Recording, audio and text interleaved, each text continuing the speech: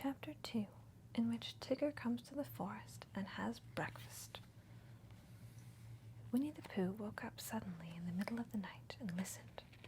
Then he got out of bed, lit his candle, and stumped across the room to see if anybody was trying to get into his honey cupboard, and they weren't, so he stumped back again, blew out his candle, and got into bed.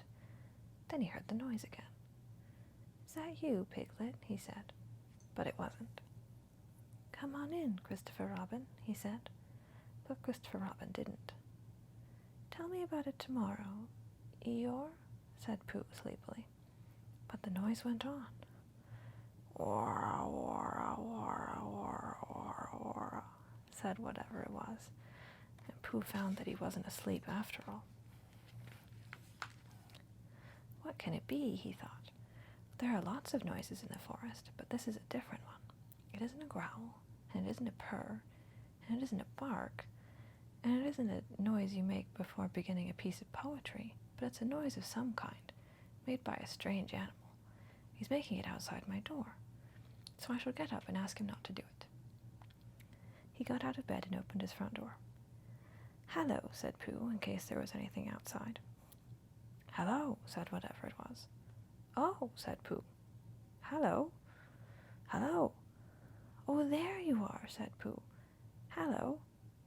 "Hello," said the strange animal, wondering how long this was going on. Pooh was just going to say hello for the fourth time when he thought that he wouldn't, so he said, "Who is it?" instead. "Me," said a voice. "Oh," said Pooh. "Well, come here." So whatever it was came here, and in the light of the candle he and Pooh looked at each other. "I'm Pooh," said Pooh. "I'm Tigger," said Tigger. "Oh," said Pooh, for he had never seen an animal like this before. "Does Christopher Robin know about you?" "Of course he does," said Tigger. "Well," said Pooh, "it's the middle of the night, which is a good time for going to sleep, and tomorrow morning we'll have some honey for breakfast. Do Tiggers like honey?" "They like everything," said Tigger cheerfully. "Then if they like going to sleep on the floor, I'll go back to bed," said Pooh, "and we'll do things in the morning. Good night." And he got back into bed and went fast asleep. When he awoke in the morning, the first thing he saw was Tigger, sitting in front of the glass and looking at himself.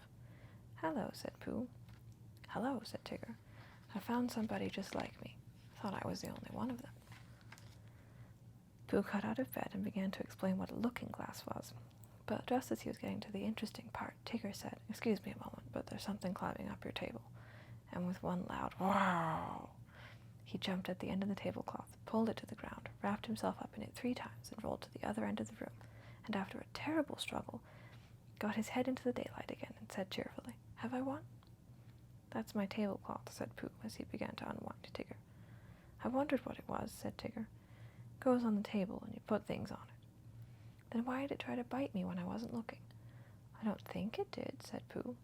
"It tried," said Tigger, "but I was too quick for it." Pooh put the cloth back on the table, and he put a large honey pot on the cloth, and they sat down to breakfast.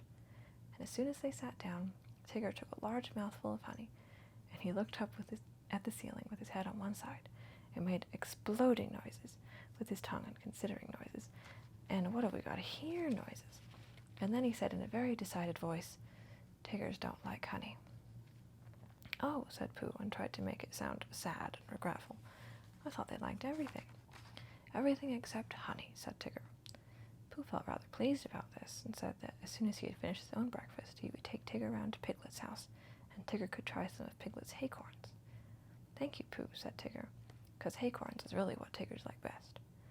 So after breakfast they went round to see Piglet, and Pooh explained as they went that Piglet was a very small animal who didn't like bouncing, and asked Tigger not to be too bouncy just at first. And Tigger, who had been hiding behind trees and jumping out on Pooh's shadow when it wasn't looking, said that Tiggers were only bouncy before breakfast, and that as soon as they had a few acorns they became quiet and refined. So by and by they knocked at the door of Piglet's house. "Hello, Pooh," said Piglet. "Hello, Piglet. This is Tigger." "Oh, is it?" said Piglet, and he edged around to the other side of the table. "I thought Tiggers were smaller than that." "Not the big ones," said Tigger. "They like acorns," said Pooh, "so that's what we've come for, because poor Tigger hasn't had any breakfast yet." Piglet pushed the bowl of acorns toward Tigger and said, "Help yourself." Then he got close up to Pooh and felt much braver and said, "So you're Tigger? Well, well," in a careless sort of voice. But Tigger said nothing because his mouth was full of acorns. After a long munching noise, he said, "Er-or-I-er." And when Pooh and Piglet said, "What?" he said, "Squee," and went outside for a moment. When he came back, he said firmly, "Tiggers don't like acorns." "But you said they liked everything except honey," said Pooh. "Everything except honey and acorns," explained Tigger. When he heard this, Pooh said, "Oh, I see." And Piglet, who was rather glad that Tiggers didn't like acorns, said, "What about thistles?" "Thistles," said Tigger, "is what Tiggers like best." "Then let's go along and see Eeyore," said Piglet. So the three of them went, and after they had walked and walked and walked, they came to the part of the forest where Eeyore was. "Hello, Eeyore," said Pooh. "This is Tigger." "What is?" said Eeyore. "This," explained Pooh and Piglet together, and Tigger smiled his happiest smile and said nothing. Eeyore walked all round Tigger one way, and then turned and walked all round him the other way. "What did you say it was?" he asked. "Tigger." "Ah," said Eeyore. "He's just come," explained Piglet. "Ah," said Eeyore again. Then he thought for a long time and said, "When is he going?" Pooh explained to Eeyore that Tigger was a great friend of Christopher Robin's who had come to stay in the forest, and Piglet explained to Tigger that he mustn't mind what Eeyore said because he was always gloomy, and Eeyore explained to Piglet that, on the contrary, he was feeling particularly cheerful this morning, and Tigger explained to anybody who was listening that he hadn't had any breakfast yet. "I knew there was something," said Pooh. "Tiggers always eat thistles, and that's why we came to see you, Eeyore." "Don't mention it, Pooh." "Oh, Eeyore, I didn't mean that I didn't want to see you." Quite. But your new stripy friend, naturally, he wants his breakfast." "What did you say his name was?" "Tigger." "Then come this way, Tigger." Eeyore led the way to the most thistly-looking patch of thistles that ever was, and waved a hoof at it. "A little patch I was keeping for my birthday," he said. "But after all, what are birthdays? Here today and gone tomorrow. Help yourself, Tigger." Tigger thanked him and looked a little anxiously at Pooh. "Are those really thistles?" he whispered. "Yes," said Pooh. "What Tiggers like best?" "That's right," said Pooh. "I see," said Tigger. So he took a large mouthful, and he gave a large crunch. "Ow!" said Tigger. He sat down and put his paw in his mouth. "What's the matter?" said Pooh. "Hot," mumbled Tigger. "Your friend," said Eeyore, "appears to have bitten on a bee." Pooh's friend stopped shaking his head to get the prickles out, and explained that Tiggers didn't like thistles. "Then why bend a perfectly good one?" asked Eeyore. "But you said," began Pooh, "you said that Tiggers like everything except honey and acorns." "And thistles," said Tigger, who was now running round in circles with his tongue hanging out. Pooh looked at him sadly. "What are we going to do?" he asked Piglet. Piglet knew the answer to that, and he said at once they must go and see Christopher Robin.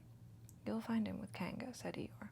He came close to Pooh and said in a loud whisper, "Could you ask your friend to do his exercises somewhere else? I shall be having lunch directly, and I don't want it bounced on just before I begin. Trifling matter and fussy of me, but we all have our little ways." Pooh nodded solemnly and called to Tigger, "Come along and we'll go and see Kanga. She's sure to have lots of breakfast for you." Tigger finished his last circle and came up to Pooh and Piglet. "Hot," he explained with a large and friendly smile. "Come on," and he rushed off. Pooh and Piglet walked slowly after him, and as they walked, Piglet said nothing, because he couldn't think of anything. Pooh said nothing, because he was thinking of a poem. And when he had thought of it, he began, "What shall we do about poor little Tigger? If he never eats nothing, he'll never get bigger. He doesn't like honey and acorns and thistles, because of the taste and because of the bristles. And all the good things which an animal likes have the wrong sort of swallow or too many spikes." "He's quite big enough anyhow," said Piglet. "He isn't really very big." "Well, he seems so." Pooh was thoughtful when he heard this, and then he murmured to himself, "But whatever his weight in pounds, shillings, and ounces, he always seems bigger because of his bounces." "And that's the whole poem," he said. "Do you like it, Piglet?" "I'll accept a shilling," said Piglet. "I don't think they ought to be there." "They wanted to come in after the pounds," explained Pooh, "so I let them. It is the best way to write poetry, letting things come." "Oh, I didn't know," said Piglet. Tigger had been bouncing in front of them all this time, turning round every now and then to ask, "Is this the way?" And now at last they came in sight of Kanga's house, and there was Christopher Robin. Tigger rushed up to him. "Oh, there you are, Tigger," said Christopher Robin. "I knew you'd be here somewhere." "I've been finding things in the forest," said Tigger importantly. I found a Pooh and a Piglet and an Eeyore, and I can't find any breakfast. Pooh and Piglet came up and hugged Christopher Robin and explained what had been happening. Don't you know what Tigger's like? Asked Pooh. I expect if I thought very hard I should, said Christopher Robin. But I thought Tigger knew. I do, said Tigger. Everything there is in the world except honey and acorns and... what were those hot things called? Thistles. Yes, and those. Oh, well then, Kanga can give you some breakfast. So they went into Kanga's house, and when Roo had said hello Pooh and hello Piglet once, and hello Tigger twice because he had never said it before and it sounded funny, they told Kanga what they wanted, and Kanga said very kindly, well, look in my cupboard, dear Tigger, and see what you'd like. Because she knew at once that, however big Tigger seemed to be, he wanted as much kindness as Roo. Shall I look too? Said Pooh, who was beginning to feel a little 11 o'clockish. And he found a small tin of condensed milk, and something seemed to tell him that Tiggers didn't like this. So he took it into a corner by himself and went with it to see that nobody interrupted it. But the more Tigger put his nose into this and his paw into that, the more things he found which Tiggers didn't like. And when he had found everything in the cupboard and couldn't eat any of it, he said to Kanga, what happens now? But Kanga and Christopher Robin and Piglet were all standing round Roo, watching him have his extract of malt, and Roo was saying, must I? And Kanga was saying, now, Roo, dear, you remember what you promised. What is it? Whispered Tigger to Piglet.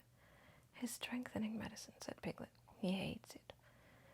So Tigger came closer, and he leant over the back of Roo's chair, and suddenly he put out his tongue and took one large gallop. And with a sudden jump of surprise, Kanga said, oh, and then clutched at the spoon again, just as it was disappearing, and pulled it safely back out of Tigger's mouth. But the extract of malt had gone.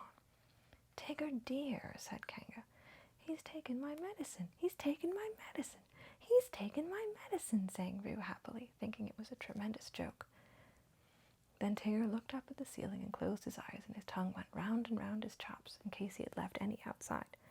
And a peaceful smile came over his face as he said, so that's what Tigger's like. Which explains why he always lived at Kanga's house afterward, and had extract of malt for breakfast, dinner, and tea, and sometimes when Kanga thought he wanted strengthening, he had a spoonful or two of Roo's breakfast after meals as medicine. But I think, said Piglet to Pooh, that he's been strengthened quite enough.